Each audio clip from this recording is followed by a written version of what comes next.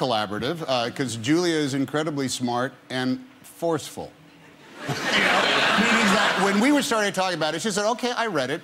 Here's some things, and she talked, and I said, I agree, let's go to it. But you don't want to waste anybody's time, but specifically you don't want to waste Julia's. Not someone who's going to, you know, suffer fools, nor should she. So we were all on our toes the days that she worked, and I specifically want to make sure that everything we did together was going to be fun, and it was better than it would have been, you know, if she had just did it as it was originally written. Because you know what always happens when guys write screenplays? The girls, the women in their lives all say, this is what they say. They say things like, when are you coming home? Don't worry, honey. You can do it if you try hard enough. I'm worried about Bobby. That's all they really get to say. So I wanted to make sure I had a forceful woman who was really going through something. And listen, it's out on July the 1st. July the 1st. Right around the corner, almost. Yes, and in theatres everywhere, I'm guessing. And talking about working with people you admire, Simon Pegg, in Paul, you got Sigourney Weaver on board. And you are a genuine Sigourney Weaver fan. I was, yeah. In fact, I used to do a bit of stand-up and had a routine about Sigourney, and it's very odd to be, as much as it is to be sitting next to you now, about your film. She's awesome. I mean, she's so... it's still an incredible beauty, and Nick Frost and I were just sort of like, when she came on set, it was like the Queen coming on set. How did you get her? We just sent her the script, and she liked it. And it was you know, she was our dream casting. Well, why not? Let's just send it to her and see what she says. And we got 2 weeks later, yeah, she's going to do it. So she came on set, and Nick and I were like, hi, how you going? Hi. And she was sat on her own on set in the evening, and Nick and I sort of went over and, do you want to come over and hang out with us? We're sitting over here. But, she was so lovely. And hadn't you written a poem about her? I did write a poem about her. In my stand-up, I wrote a poem about her, but... what words rhyme with Sigourney? Horny, of course.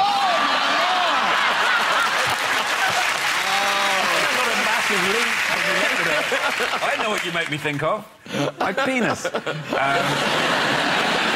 And talking about Paul, we must mention it further, because it is now available in Blu-ray, DVD, and digital copy. Yes. Yeah, there it is. There it is. It's in shops 13th of June. Yes, comes out on 13th of June. 13th. It seems so quick. It came out in February, and it's so quick nowadays, isn't it? The turnaround to DVD is so fast. It used to be like 5 years or something, and now it's 3 months. 6 months. Yeah. Getting shorter and shorter. Yeah, well, growing up in Ireland, it'd be so long before it even got to the cinema. People were dead who were going to see their films. You thought the soundtrack to every movie was this. This is... it's you, Nick Frost, and an alien on a road trip across America. Yes, Seth Have I left Rogen. anything out? No, that's what it is. With Seth Rogen as the... It's a really funny movie. It's a very, very funny movie. Here's a clip to remind ourselves. What's the matter, Clive? There is an alien in the kitchenette making bagels and coffee. Did you want tea? No, I don't want tea.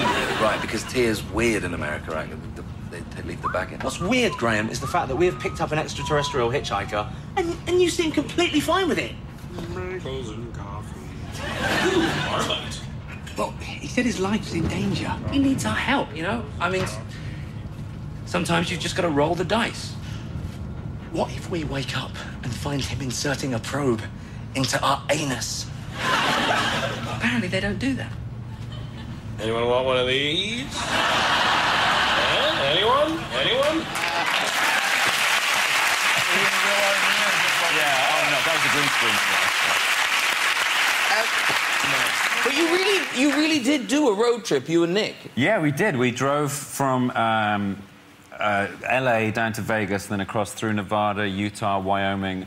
Realised just how huge that place is. I mean, it's just such a massive country. You don't know until you get out just how vast it is.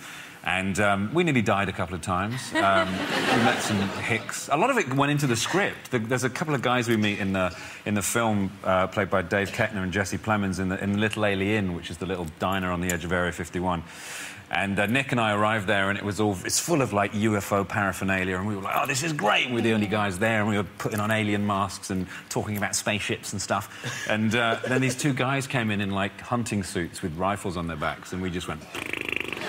And And everything went really quiet, and we just sort of left really frightened. And we thought, what if they catch up with us and it's going to be like Deliverance? They're going to, you know, do things to us. You got to get to America a little more often. It's the first time since Deliverance. And Nicole, you grew up in the middle of nowhere, didn't you? I was born in Hawaii, and then I grew up in Louisville, Kentucky. Is that the middle of nowhere? Yeah, it sounds kind of. like it. Mm-hmm. Yes. Midwest. Were your parents insane that they would leave Hawaii for Louisville, Kentucky, and not vice versa? I'm making a joke. I don't mean to offend your parents. I love it. No, I love it in both places because it's still really like homey and just grounded, and I'm real close to my family. But did you have like jobs and things growing up? Like you seem too pretty to be there. Do you know what I mean? You were kind of like, no, she's not one of us. We're sending her to LA. It was a little awkward in Kentucky. I didn't have many people that looked like me, and I did have one. Or need anywhere. I had one really fun job. I worked at the Kentucky Kingdom Amusement Park, and I was a part of the entertainment department. And when you're a part of the entertainment department, everyone has to take turns playing King Louie, Kentucky Kingdom's mascot, which is a big, ginormous king lion.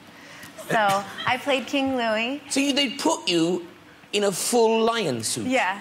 I have to get a picture of it. It's really funny because, like, you had to take turns. Some guys were, like, 6'3", and then I was, like, really short, and so mine had, like, my King Louie had, like, a lot of cankles, like ankle rolls. And you have to do like a full-on performance. So you'd have to be King Louie, this huge lion with this crown, and you'd have to perform, and it was really hot, and you're like inside, and you're like... But it must have stank in there. It was disgusting. It was really rank, I'm not gonna lie.